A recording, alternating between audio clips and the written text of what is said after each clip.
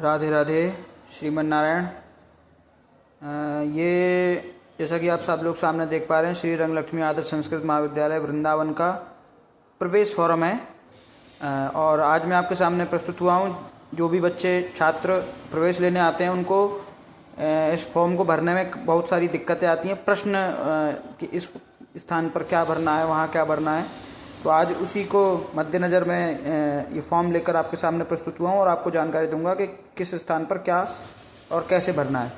सबसे पहले फ़ोटो छायाचित्र, यहाँ पर आपको लेटेस्ट अपना फ़ोटो लगाना है, ज़्यादा पुराना नहीं। और दिनांक में जिस दिन आप फॉर्म जमा करेंगे उस दिन की तारीख यहाँ भरनी है। कक्षा में शास्त्री एवं आचार, दो फॉर्म है, फॉर्मेट सेम है, खाली केवल का कलर चेंज हो जाता है। तो यदि आप शास्त्री में प्रवेश ले रहे हैं तो शास्त्री लिखेंगे, आचार में ले रहे हैं तो आचार में लिखेंगे। खंड में अपना सेमेस्टर लिखना है, प्रथम सेमेस्टर, तृतीय सेमेस्टर अथवा पंचम सेमेस्टर, जो भी आपका सेमेस्टर है। काबर के विषय में 4 विषय हैं, नव्य व्याकरण, साहित्य, न्याय और वेदांत। जो भी आपका विषय है वो लिखना है। वेदांत में भी कौन सा वेदांत आप ले रहे हैं वो लिखना है। खावर के विषय में मुख्यतः 2 ही विषय लिए जाते हैं विद्यार्थियों के द्वारा, हिंदी अथवा नेपाली। फिर उसके बाद आता है प्रार्थी का नाम। यहाँ मैंने अपना ही नाम लिखा है, श्याम सुंदर जुनेजा। पूरा नाम लिखना है। वो नाम यहाँ पर आप लिखेंगे जो आपके डॉक्यूमेंट्स में, यानी कि उत्तर मध्यमा, पूर्व मध्यमा या हाई स्कूल, इंटर में जो नाम है वो नाम आप यहाँ पर लिखेंगे। इंग्लिश के बड़े अक्षरों में भी यहाँ पर वही नाम लिखना है जो आप ऊपर लिखेंगे। और नाम जब यहाँ लिखेंगे तो पूरा लिखेंगे। यहाँ पर मैंने ये शॉर्टकट में लिखते हैं, जैसे ये लिख दिया है श्याम एस जुनेजा। यहाँ पर ऐसे नहीं लिखना है, मैंने इसलिए लिखा है ताकि आपको समझाया जा सके।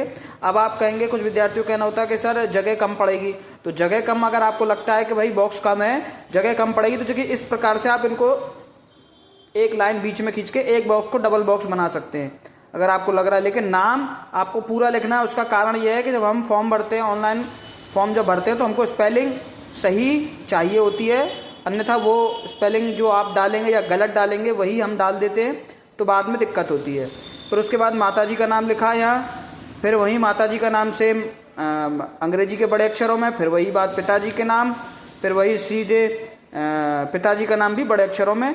जहाँ गैप स्पेस विजय गोपाल स्पेस विजय गोपाल के बीच में एक बॉक्स छोड़ा, इसी प्रकार से श्याम स्पेस सुंदर स्पेस जुनेजा, यानी कि जहाँ आपके नाम में स्पेस है वहाँ इस बॉक्स में इंग्लिश में, अंग्रेजी के बड़े अक्षरों में लिखते समय आपको एक बॉक्स को छोड़ना है। और यहाँ पर मोबाइल के 2 कॉलम बने हैं, मोबाइल नंबर के 2 कॉलम बने हुए हैं। तो अधिकांश विद्यार्थी क्या करते हैं, इसमें एक ही नंबर को दोनों जगहों पर लिख देते हैं। ऐसा नहीं करना है। ऊपर वाले कॉलम में विद्यार्थी अपना नंबर लिखेंगे और नीचे वाले कॉलम में पिताजी, अपने घर पिताजी या अपने परिवार के किसी ऐसे व्यक्ति का नंबर लिखेंगे जिससे किसी परिस्थिति में संपर्क आपसे भी किया जा सके। यदि आपको संपर्क करना, आपका नंबर नहीं लग रहा है, तो हम आपके पास आपने जो दूसरा नंबर लिखा उसके माध्यम से आपसे संपर्क कर सकें। उसके बाद आते हैं जाति सामान्य। यहाँ पर आपको कैटेगरी लिखनी है। जाति में आपको अपना ब्राह्मण, क्षत्रिय, शूद्र, वैश्य ये नहीं लिखना है, जैसे कि मैंने यहाँ लिख के समझाने के लिए लिखा भी है। यहाँ आपको ब्राह्मण, शूद्र, वैश्य नहीं लिखना है। यहाँ लिखना है आपको सामान्य, ओबीसी, इस प्रकार से अपनी जाति लिखनी है। और धर्म में सनातन अथवा हिंदू, नागरिकता में भारतीय, लिंग में पुरुष अथवा स्त्री, जन्म तिथि में 16/10/1992। तो जैसा कि आप देख रहे हैं 16 के बीच में डैश, फिर 10, फिर डैश, फिर 1992। मतलब आपको केवल संख्या भरनी है, डैश गैप जो भी कुछ कॉलम ही इस प्रकार से बना हुआ है कि आपको चिंता करने की आवश्यकता नहीं है, सब कुछ मेंटेन है ऑलरेडी। फिर उसके बाद है हिंदी में विद्यार्थी क्या करते हैं, जैसे डेट ऑफ बर्थ है 16/10/1992, तो लिखेंगे 16/10/1992। ऐसे नहीं लिखना है, महीने का नाम लिखना है 16 अक्टूबर 1992। उसके बाद स्थाई पता वो है जो आधार कार्ड में या आपके जो गांव का पता है, जो आपका स्थाई है। तो वहाँ पहले आपको गांव का नाम, फिर तहसील, फिर थाना, फिर जिला, फिर प्रदेश, पिन कोड सहित पूरा पता लिखना है कि किसी परिस्थिति में यदि कोई सूचना पत्र के माध्यम से आप तक पहुंचानी पड़ जाए तो पूरा पता यहाँ पर हमारे पास उपलब्ध होना चाहिए। वर्तमान पता, यानी कि जहाँ अभी वर्तमान में आप रहकर पढ़ाई कर रहे हैं हमारे विद्यालय में, यानी कि वृंदावन का जहाँ पता, वृंदावन में आप जहाँ रहते हैं। यहाँ लिखना है पूर्वोत्तीर्ण परीक्षा यानी कि जो पिछली परीक्षा पास करी है आपने वो यहाँ लिखेंगे, उसी का विषय, उसी का अनुक्रमांक और किस विश्वविद्यालय से पास किया है वो यहाँ लिखना है, उसमें क्या प्राप्तांक था और क्या आपने प्राप्त किया। और इस बॉक्स के नीचे ठीक इस जगह पर जहाँ पर मैंने अपना नाम लिखा हुआ है यहाँ पर आपको अपने हस्ताक्षर करने हैं।